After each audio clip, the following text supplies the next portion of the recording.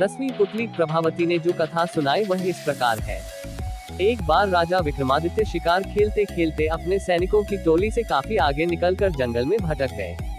उन्होंने इधर उधर काफी खोजा पर उनके सैनिक उन्हें नजर नहीं आए।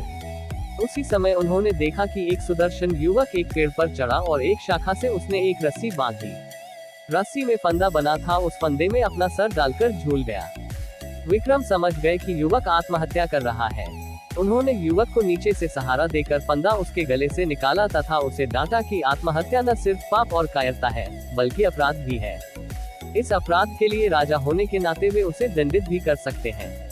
युवक उनकी रोबीली आवाज तथा वेशभूषा से ही समझ गया कि वे राजा है, इसलिए भयभीत हो गया।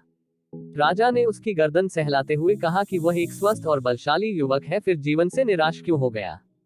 अपनी मेहनत के बल पर वह आजीविका की तलाश कर सकता है।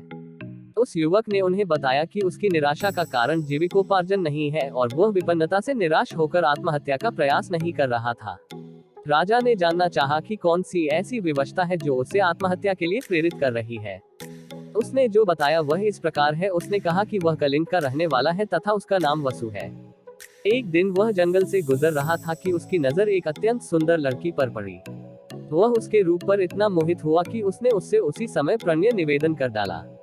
उसके प्रस्ताव पर लड़की हंस पड़ी और उसने उससे बताया कि वह किसी से प्रेम नहीं कर सकती क्योंकि उसके भाग्य में यही बंधा है। दरअसल वह एक अभागी राजकुमारी है जिसका जन्म ऐसे नक्षत्र में हुआ कि उसका पिता ही उसे कभी नहीं देख सकता। अगर उसके पिता ने उसे देखा तो तत्क्षण उसकी मृत्यु हो जाएगी। उसके जन्मते ही उसके पिता ने नगर से दूर एक सन्यासी की कुटिया में भेज दिया और उसका पालन पोषण उसी कुटिया में हुआ। उसका विवाह भी उसी युवक से संभव है जो असंभव को संभव करके दिखा दे। उस युवक को खौलते तेल के कड़ाह में कूदकर जिंदा निकलकर दिखाना होगा। उसकी बात सुनकर वसु उस कुटिया में गया जहां उसके निवास था। वहां जाने पर उसने कई अस्थि पंजर देखे जो उस राजकुमारी से विवाह के प्रयास में खौलते कड़ाह के तेल में कूदकर अपनी जानों से हाथ धो बैठे थे। वसु की हिम्मत जवाब दे गई। वह निराश होकर वहां से लौट गया। उसने उसे भुलाने की लाख कोशिश की पर उसका रूप सोते जागते उठते बैठते हर वक्त आंखों के सामने आ जाता है। उसकी नींद उड़ गई है। उसे खाना पीना नहीं अच्छा लगता है। अब प्राणांत कर लेने के सिवा उसके पास कोई चारा नहीं बचा है। विक्रम ने उसे समझाना चाहा कि उस राजकुमारी को पाना सचमुच असंभव है, इसलिए वह उसे भूलकर किसी और को जीवन संगिनी बना ले, लेकिन युवक नहीं माना। उसने कहा कि विक्रम ने उसे व्यर्थ ही बचाया।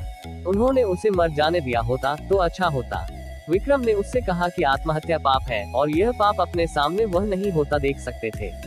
उन्होंने उसे वचन दिया कि वे राजकुमारी से उसका विवाह कराने का हर संभव प्रयास करेंगे। फिर उन्होंने मां काली द्वारा प्रदत्त दोनों बेतालों का स्मरण किया।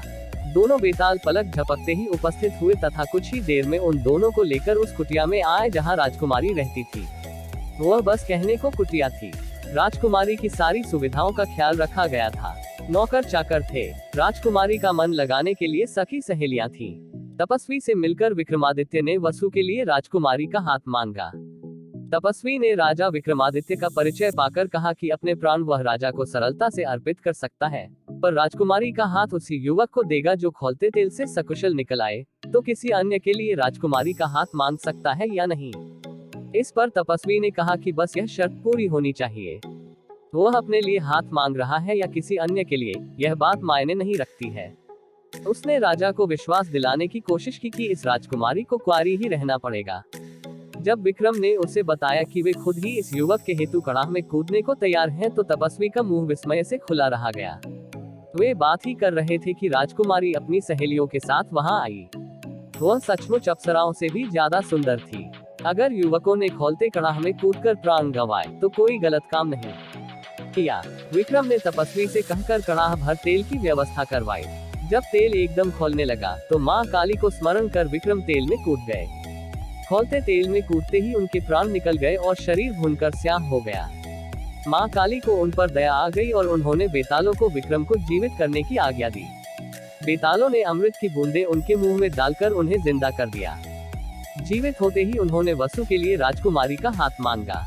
राजकुमारी के पिता को खबर भेज दी गई और दोनों का विवाह धूमधाम से संपन्न हुआ।